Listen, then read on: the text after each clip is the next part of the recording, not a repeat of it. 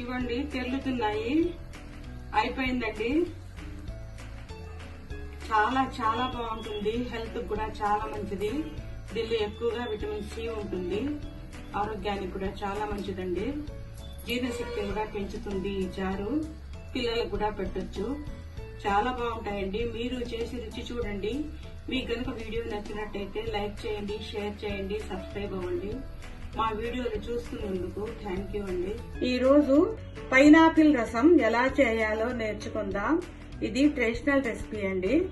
కావలసినవి pineapple slices ఒక 3, కొద్దిగా కరివేపాకు, కొత్తిమీర కొద్దిగా, 2 టమాటాలు, చింతపండు 10 గ్రాములు, మిరియాలు 1 స్పూను, జీలకర్ర 1 స్పూను, పసుపు పొడి 1/2 స్పూను, ఆయిల్ 2 స్పూన్లు, ఇంగువ కొద్దిగా, వెల్లుల్లి రెబ్బలు కొన్ని, సాల్ట్ తగినంత. ఇప్పుడు పైనాపిల్ స్లైసెస్ ని రెండింటిని సన్నగా ముక్కలుగా చేసుకుని కుక్కర్ లో వేసుకోవాలి. టమాటాలు 2, చింతపండు, సాల్ట్, పసుపు పొడి వేసి కొద్దిగా నీళ్లు పోసి దీన్ని 2 విజిల్లకి మెత్తగా ఉడికించేసుకోవాలి. అది ఉడికేలోపు మనం చారు మసాలా దంచుకుందాం. మిరియాలు, జీలకర్ర, వెల్లుల్లి వేసి దంచేసుకోవాలి. ఇవి కుక్కర్ లో ఉడికిపోయాయి. జార్లో వేసుకొని మెత్తగా పేస్ట్ గా వేసేసుకోవాలి చల్లారాక. ఇప్పుడు ఈ విధంగా మిక్సీ వేసేసుకున్నాక దీనిలో ఇంకొంచెం నీళ్లు పోసి ఒక గిన్నెలోకి ట్రైనర్ తో ఫిల్టర్ చేసేసుకోవాలి.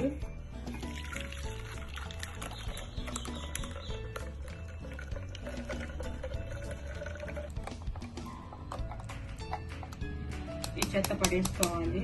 ఇప్పుడు దీనిలో కొంచెం ఇంగువ పొడి వేసేసుకోవాలి. ఈ కొన్ని ముక్కలు దీనిలో వేసేసుకోవాలి ముక్కలుగా. ఇప్పుడు పోపు పెట్టేసుకుందాం. ఇప్పుడు కడాయి పెట్టుకొని కొద్దిగా ఆయిల్ వేసుకోవాలి. ఎండుమిర్చి, దంచుకున్న జీలకర్ర, మిరియాలు, వెల్లుల్లి కొద్దిగా వేగనివ్వాలి. కొత్తిమీర, కరివేపాకు కూడా వేగనివ్వాలి. ఇది బాగా వేగింది. ఇప్పుడు ఈ ఫిల్టర్ చేసి పెట్టుకున్న ఈ రసాన్ని పోసేసుకోవాలి.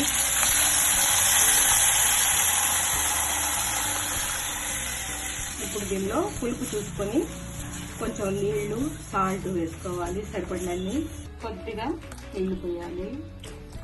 పులుపు, ఉప్పు అన్ని సరిపోయాయండి. ఇప్పుడు ఇవి తెల్లనివ్వాలి. ఇవ్వండి తెల్లుతున్నాయి. అయిపోయిందండి.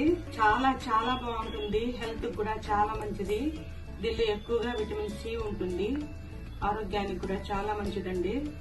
జీర్ణశక్తి కూడా పెంచుతుంది ఈ చారు. పిల్లలకు కూడా పెట్టొచ్చు. చాలా బాగుంటాయండి.